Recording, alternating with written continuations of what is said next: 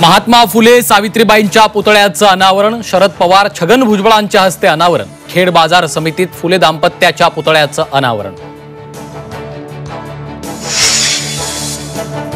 उपमुख्यमंत्री एकनाथ शिंदेंचा मराठीचा आग्रह, गृहनिर्माण विभागाच्या बैठकीत इंग्रजी स्लाइड दाखवल्यावर शिंदेंकडून मराठी स्लाइडची विचारणा।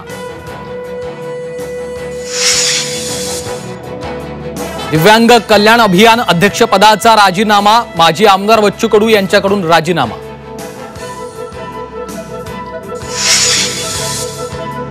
एसआयटी प्रमुख बसवराज तेली दुसऱ्या दिवशीही केजमध्ये, देशमुख हत्याकांड प्रकरणाला गती देण्याचा प्रयत्न, सीआयडी अधिकारी कर्मचाऱ्यांशी तेलींची चर्चा।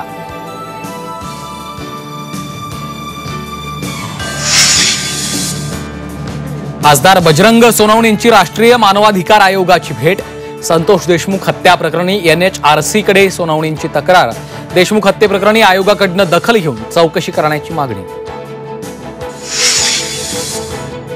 मनोज जरांगे पाटील उद्या परभणी दौऱ्यावर, परभणीत उद्या संतोष देशमुख हत्येप्रकरणी मोर्चा, मोर्चात जरांगे सहभागी होणार।